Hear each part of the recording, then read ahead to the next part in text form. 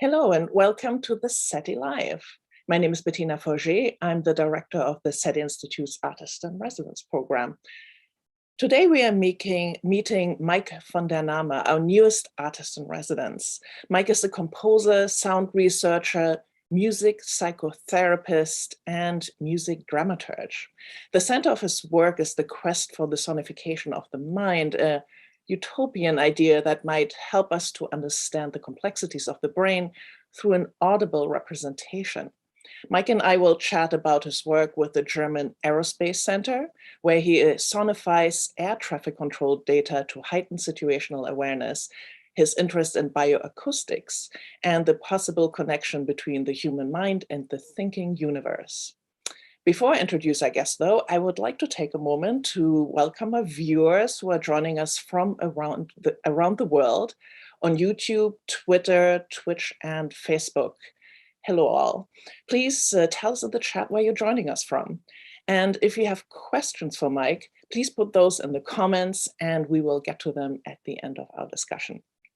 So let me introduce my guest. Mike van der Nahmer's American, German, and Cuban heritage influences the questions of identity, complexity, and transcendent connections that shape his music. Mike worked with companies such as Grammy, Kenwood, Sony BMG, and for the BMW Research and Innovation Center, where he created auditory notices for BMWs. He has written over 30 works for stage and over 100 works for concert and film. Many have received national as well as international awards and have been performed around the world. His music has been used in TV series such as Nova, and his works have been commissioned by organizations and ensembles such as the New York Opera Alliance and the Neuköllner Oper in Berlin. Among his many, and I mean many awards, the New World Composition Challenge by the New York Philharmonic, the Jerome Foundation Grant, and Encore Grant from the American Composers Forum, and the Berlin Opera Prize. Welcome, Mike. Thank you very much for having me. It's great to have you here. I've been looking forward to this conversation for a while because you're doing such really phenomenal work. And you wear a lot of hats. I mean, you are a composer, but also a sound researcher, a music psychotherapist. Tell us a little bit about what you do. Yes, I have a very long interest in the connection of these two worlds. I studied music very, very early on when I was just 3 years old, but taught by my grandma back then, and then later ventured into the ideas of medicine when I was just 14, 15 years old, and asked the question of probably do I become a doctor or something else? And then, to make long things short, I decided that there is something for me in between the world of medicine and music. And back then, when I was starting to get interested in music therapy, was really not yet there as big as it is nowadays. So I'm a little older, as you can guess. But the intersection between these two worlds of music, medicine, psychology, understanding the mind, is an integral part of pretty much everything I'm doing and how I see the world and everything around me. So that is why it's also very interesting for me to be part of the great SETI Institute, because you're asking many of the questions in an even bigger world, in a bigger realm of where do we come from, why do we exist, what is our place in the universe, is there something else?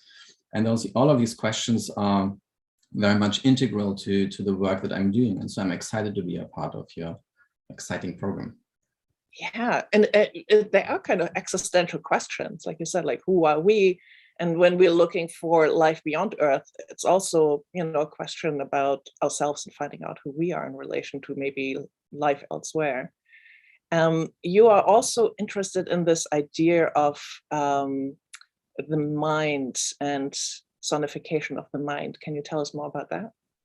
Yeah, you pronounced it very rightly at the very beginning. I'm always very, very cautious and carefully about the way that I'm presenting it. But yes, I call it the idea, or my utopian idea, as I always say, of the sonification of the mind. The reason why I call it utopian idea is because I've spent a long time on figuring out how we could do this. When I worked as a music psychotherapist or in my general work with patients, I have seen numerous times that certain disorders influence the way that people create music or interact through music. So there seems to be some kind of correlation between the way that patients and our brains create music, and that says something about us. And so over the many, many years, I have over and over thought about the possibilities. What could that mean? Could there be maybe the strange idea that we could use complex brain scan data and transform this into some kind of acoustic representation that maybe one day, and maybe I will not even see this myself, but maybe one day we would have an acoustic representation of the mind where we could hear how the brain works and what the mind thinks. And I'm just many times thrilled about the idea, because just imagine that the doctor of the future is not just a medical person anymore, it's an acoustic specialist. And they would go into a room, a large room, and then they would click on something, and then they would hear the person's mind. And through the way that the soundscapes evolve around them, they could say, oh, this part of the brain doesn't work. Oh, but this part is different. Oh, this and this happens here and here. And so in the future, maybe medical doctors and sound people would work hand in hand, helping people with all kinds of problems. And so that's the idea of the sonification of the mind. It's a really ambitious idea, and I'm glad that you're tackling it, even though you think that, you know, you may not even see it. I mean, in a way, SETI research is the same, right? When Jill talks about what we do, is like, we're listening, but, you know, it's a big universe out there, and we may never find a signal in my lifetime, but you got to start somewhere, right? So kudos for, getting, you know, involved in that journey. And so how does your current PhD tie in with this? Because it's also about sonification, right? Yes. I mean, if you like, then I can show you some stuff. Actually, before you share the screen, I just really want to say hello to a couple of people who are joining us from all over the world. So I have Italy here, Lake of Garda Lombardia, so jealous. I would love to be there now. Florida, Hungary, Southern California, Birmingham in the UK, La Porte, Indiana. And thank you for Paula for sending stars. We also have listeners from London, the Bay Area in California, Fargo in North Dakota, Toronto, Rotterdam in the Netherlands, and Atlanta, Georgia. And also thank you, Sen, for sending stars. So really, it's a very global audience. Wonderful. Okay, go ahead and share the screen. I'm looking forward to seeing what you're up to.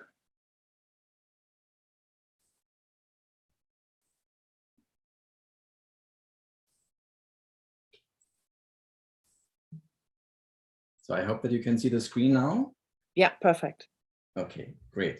So, I mean, I already made the introduction. So I was kind of born in Munich, as you can see, taught by my grandmother. I wrote my first opera then in 10th grade, and wrote already large-scale orchestral pieces in high school, went then to study music, and right away went to Los Angeles to do some more film scoring, but also concert work.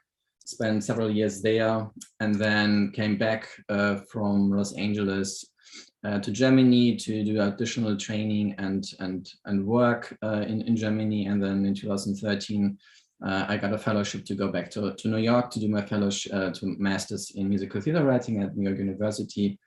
And so these are just a couple of short impressions of, you can see me in the very beginning of New York, we really had problems getting an apartment. So on the very top left, I literally had to compose on the bed, which was, of course, fun to do. Then what we already talked about, and I will just show you some slides of what Bettina has already asked the questions for, but the center of really everything I'm doing is the sonification and theater of the mind, figuring that out, what that means and how we approach things. And this is from a musical or music theater commission I had with my kind of opera called Klangbandler, which is, you can translate to sound morpher or sound shifter, which was the idea that there is this weird high school student that has the ability to hear the inner sound of people and the world around him. But he also struggles with depression and anxieties. And so what he learns through his a fantastic friend of him, to explore the world in a different way and actually see that there's an ability in him that he can use to connect with the world rather than disconnect, which is his ability to hear everything in the cell of his other things.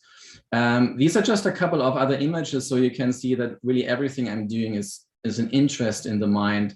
On the top left was called an Umbra Lux piece, which was about our aggressions. On the bottom is an opera that we wrote about the question of what happens when we have nowhere to go, when everything kind of is shutting down on you. Then in the middle one is my very first opera in 10th grade, which was called Between Delusion and Reality. And then on the very right, you have some other images. And I have really worked as a composer in pretty much every field, in every genre possible, from dance, music theater, opera, to film, to electronic music. And the dance movement has been also an integral part to many things that I have done over the years, which you can see on this short picture here that we did several years ago, where we kind of infused dancers with new ways of performances and show them almost in a way that you can look through them, or that you can almost look into their bodies and get a different experience in that form. That's another image of the piece I mentioned before. Here's another opera called El Kangaroo, which we wrote several years ago about the child adoption system in Guatemala, which is quite horrific. And that's yeah, I wrote this in 2018 with Peter Lund at the Neuköllner Opera. The piece was about the G20 protests in Hamburg, which was very tragic. I don't know how many people know this, but the parts of the city were burning down. And what was very fascinating for us, particularly at the time that we are facing at the moment, was that the piece was about a group of young people trying to explore themselves, different forms of relationships, different form of finding out who they are, interconnecting. And in between, just a couple of days after the performance, there was a rant from a Russian government side against us, sending hate emails. How could we dare to be for free love, for including everyone, for diversity?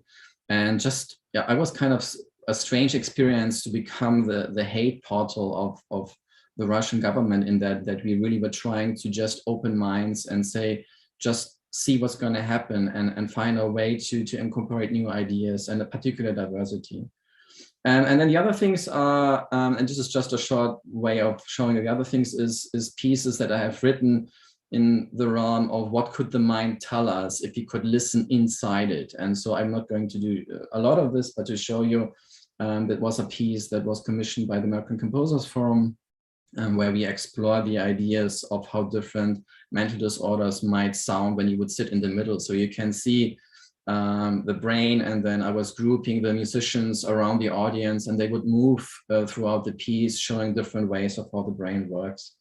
And that's just a short way of this. And then I wrote a very weird song cycle a couple of years ago with Scott Guy, where he basically came to me one day and said, you know, Mike, I have every day these weird spam emails. Why don't we write a spam song cycles about the craziness of the world outside? And again, I was intrigued, not just because of the spams, but if you just look at text, I was intrigued about the idea of kind of nonsense language, because I kind of approached it as seeing these texts and the language that he got as a unique characters, and just finding out how would these characters think, these artificial intelligence characters. And so it was a very interesting project for me as well. This is something that I like to show. That's one of my patients, and why the reasons why I like to show this is, again, because I like the interaction of graphic information and musical information. And so on the left side, you can see we were talking about, me and the patient, about her experience with her mother and how she experiences the world in general. And she would always create these wall hangs and these kind of chaotic but also beautiful structures. And then we would turn them into music and into sound. And even if you can't read music, if you just follow the melody line on the right side, the strange thing is that you can see similar patterns of the mind there as well. So the melodic lines that she's creating is also creating these wool melodic structures. And that's something that I've been fascinated by many years, how that works. And so this is also how I created a thinking process of the complexity of the mind through the composition process, and how we can learn in the way that we create music, because music is nothing else than problem solving in some form, how we can learn through that, how people create music and what that means, how they create melodies and how they connect these melodies with information and so on. And so that's something that I've been fascinated. And this is just another image by one of the patients as well, where I also like to delve into storytelling and what that means for them and how they would create these things. And here's just something that I've done with the hundreds of people that I've worked over the years, of what kind of storylines came up over and over again in their theater of the mind. Yeah, being yourself, emptiness, being a child, or fear, even ADHD, or whatever came up. We really encountered all kinds of questions. That's another project that we did several years ago with several European countries, from Turkey, England, Germany, Norway, where we had kids ask the question of, is there a connection between biotechnology and music? And so we created these musical instruments out of vegetables, and then encountered the ideas of what that could mean for us and them.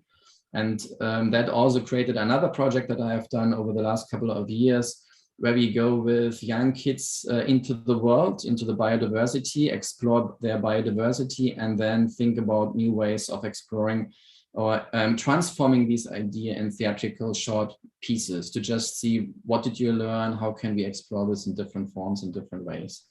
That's a piece from 2020, where we had over 260 kids exploring the question of the Friday for Future movement. So what it means, especially now, to encounter the world, to encounter the future that they have. And so that's what you also see in the very end of the piece, is that they're holding up the question of change, or can we have change, and how can change happen? I also worked for BMW, creating the sound marks or the auditory notices. I can't go much deeper in that, but anyone that is interested, I'm happy to have a conversation. We created many different approaches to how the car would kind of interact with you acoustically there all the time. And that would bring me to the projects that we are doing at the moment. So I'm currently a PhD fellow at the German Aerospace Center, where we explore sonification of air traffic control data. And one of the fun and also problematic things is that some of the technologies that we are working on are not even existing yet. So these ideas are for something that might happen in 10, 15, 20 years, simply because at the moment, what you have as a scenario is that the air traffic controller is talking to the pilots, which means that the acoustic channel is basically closed for everything. And so that is not going to work. But the department that I'm working in, they're exploring ideas of creating more automation.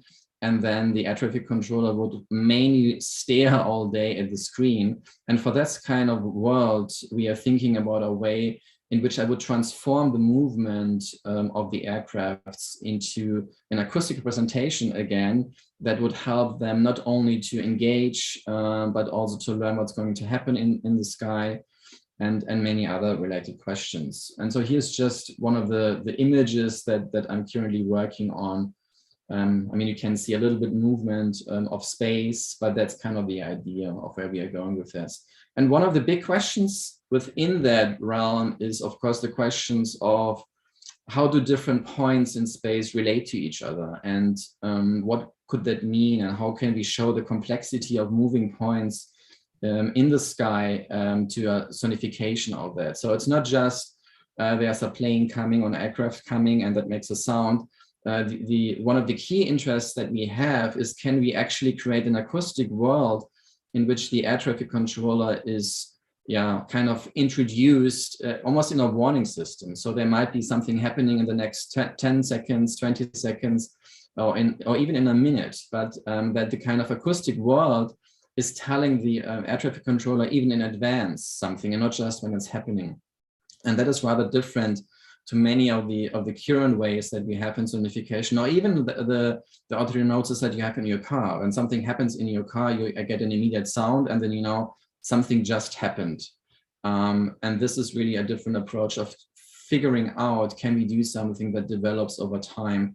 And then you kind of can imagine this like a film score. Yeah, like if you imagine two planes are flying into each other, then imagine the soundtrack of Jaws and how this would interact with the air traffic controller.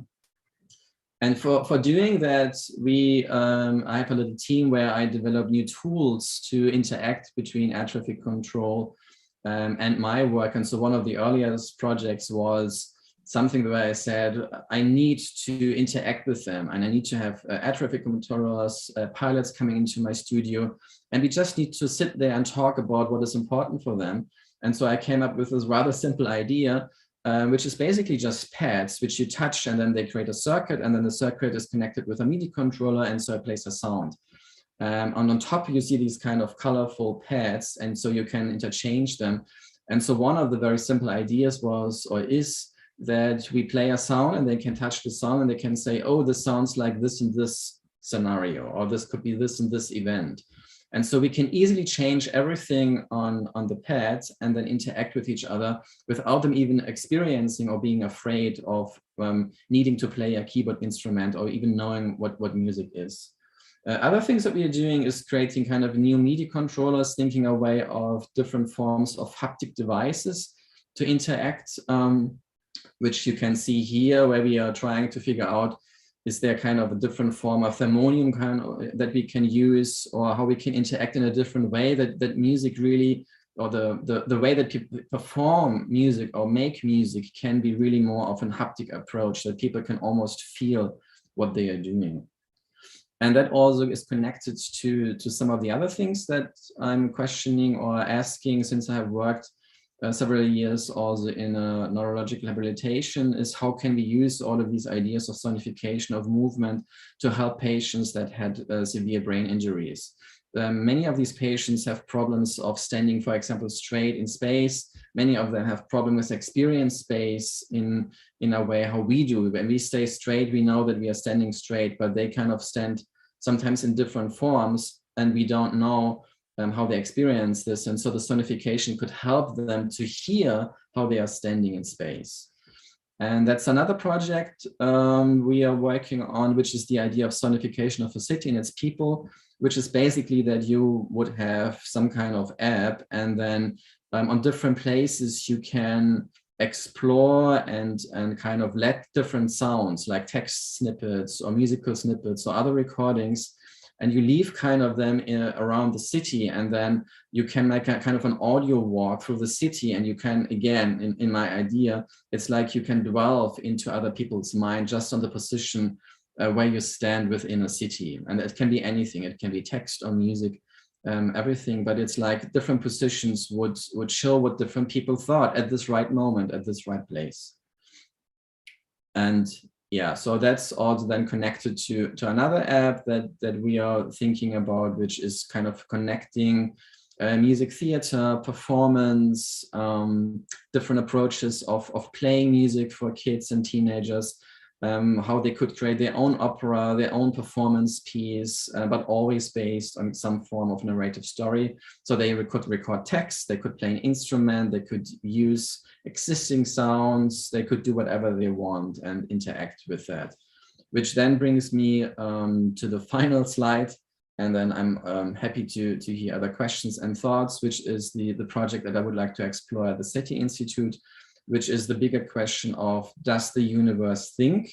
And if the universe thinks, how, and what could that mean in a broader scale also for music, for text, and for many other things that are connected to that. And wow. That would be that. Wow. I mean, so many fascinating projects, and they seem really diverse, but I love how you have that running thread of sonification going through it. And I have a question about that idea of sonification as information. And you let me sit in on one of your lectures last fall when you're talking to your students about acoustics and sonification, sort of acoustic signals as information.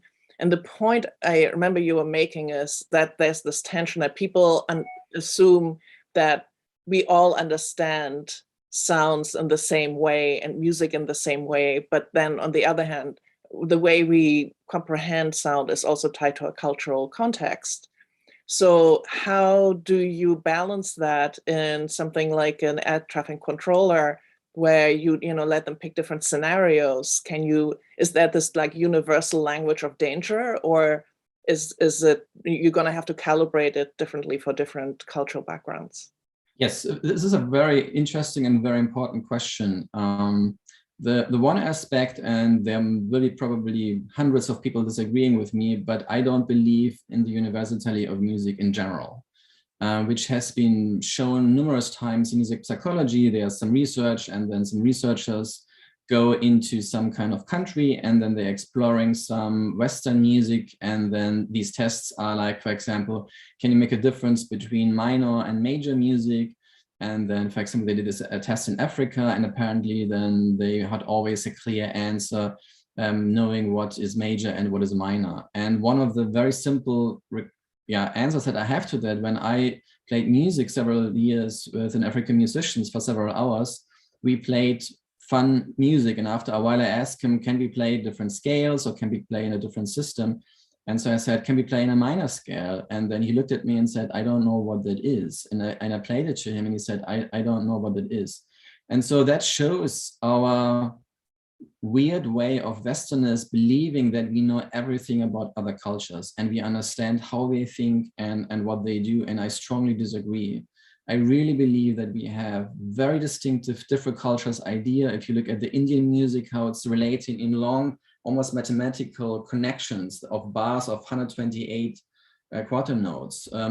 Or if you look in African music, which is extremely polyrhythmic in its structure, or if you look at Asian music, which is a music that is informed by their natural surroundings. So they look a lot in stone sounds, water sounds, and how they relate to the body and the human being.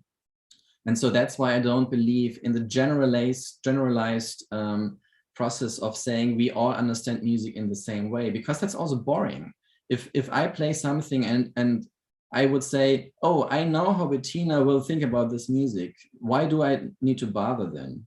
Because the question is, isn't it the question much more interesting is, I do something and then I go into a conversation with you, and then you say, Mike, the music kind of created this and this emotions in me, and this images, which is something that I find much more interesting.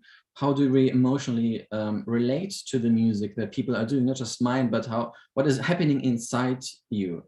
And the other question then, why am I interested in bioacoustics, is because in bioacoustics, there might be something that is actually much more universal than just music in general, because when we listen to the animals around the world, one of the questions could be or is, how do they actually communicate with each other? And are there, for example, certain warning sounds or certain information sounds that kind of come again and again? And I find this question much more interesting to say, maybe we need to listen more to animals to learn better about how we can communicate with sounds. And then I would like to introduce these ideas that we have learned from the animals into maybe the approach of sonification, and say, oh, we learned this and this from the animals. They have this and this warning signal. Why don't we use the structure of the warning signals in a similar way? Because probably, or most likely, our brains are tuned to that. Yeah, we like to listen to bird sounds. We get relaxed when we listen to water sounds. We get scared when there's a lion sound, which means something big could be scary. And we can also get scared if there is a cracking sound when we go through the wilderness, because in the old times, or back many thousand years ago, that would be part of the danger. And so I believe strongly that we relate much more to these effects of different sounds in a visceral way, and also how the mind works with them. So that would be the idea that I also trying with the air traffic control to figure out. But that is really cool to think about, and I'm going to listen much more next time I go into the forest with my dog. Before I get to the next question, I do want to take this opportunity to remind everyone that the SETI Institute is a nonprofit organization, and it is due to contributions from viewers just like you that public outreach events such as this very SETI Live are possible. So if you'd like to support us, please consider going to SETI.org and hit Give Now. And you can also sign up for e-news there and follow us on social media. And talking about e-news and social media, you may have noticed that we just released information about an exhibition from another SETI artist in residence. Jonathan Keats is showing his Library of the Great Silence at the Modernism Gallery in San Francisco, starting on March 10th. So please check out our socials for more information about that. But before we start to wind down, I do have a question that sort of relates to what we just talked about, like the universality of sound and information and thinking, especially as it relates to maybe communicating or sonifying what the universe sounds like. And I remember that when we last talked, you sort of talked about math as being a language, and a lot of people assume that math is going to be like that universal language that connects everything in us to maybe extraterrestrials. But you proposed that maybe sound and music would be a much better approach. It could be an interesting approach. Again, if you realize, first of all, the connection, I mean, many people know that there is a big connection between math and music always. Yeah, that's not something that I'm approaching new or that I'm saying new. Many people before me have said these things. But the other question is, again, if we go away from just what we think of music or what we approach of music and listen to really what the surroundings have to tell us, there might be really information that we just have not yet listened to and haven't yet approached to, which again is what I believe is so fascinating about the work at SETI, because I think you're doing this already. You're trying to listen to the universe in numerous ways and figuring that out.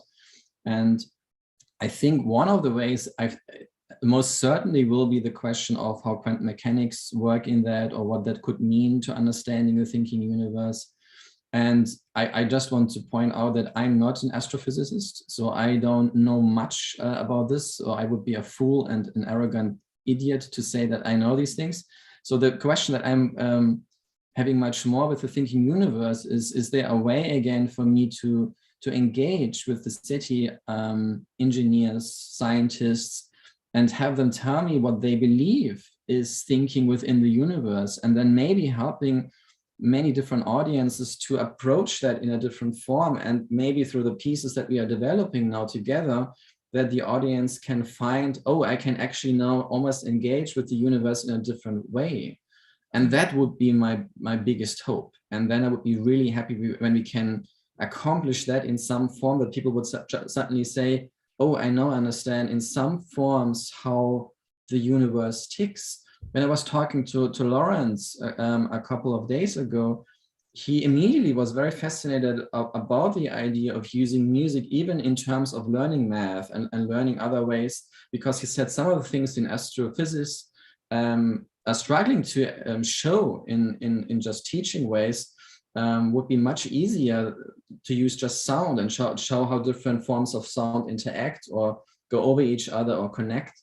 And I think that is what the fascinating thing for me is, how can the brains of SETI work with my brain, and then we kind of create this hopefully wavelength on the same barrier and figure out how the universe might think. Yeah, and that's wonderful, because that's the whole point of the SETI artist in residence programs. Like, you know, we don't want you to be a astrophysicist. We have astrophysicists. We need artists, right? And have these conversations and have you inspire each other, you know, inspire our SETI researchers. Maybe you give them a couple of new ideas about their research, and they give you a couple of ideas about your creative project. So, you know, that's kind of that wonderful fusion that we want. So I'm looking forward to what you're going to develop. You just came in earlier this year. So it looks like you already have that's the hardest part, like finding a good project and research question. Like, you know, you already nailed that one. So I'm really looking forward to how this was going to unfold. Yes, I'm super excited. I mean, the conversation I already had with you and all of the other scientists are really it's literally mind-blowing, to delve into a different way, because I mean, the thing that we didn't really point out, why I'm fascinated about the question of the thinking universe, is that there's more and more research at the moment that is showing the connections of the human mind and the universe, and even from the images. And so I find this fascinating, coming back to my life's question. Yeah, brilliant. Well, thank you so much for taking the time to chat with us from all around the world. We even had listeners from like Australia and Mescalero in New Mexico and Europe. So global audience, thank you all for listening in. Thank you for joining us, and thanks. Have a nice Thank you. evening or afternoon.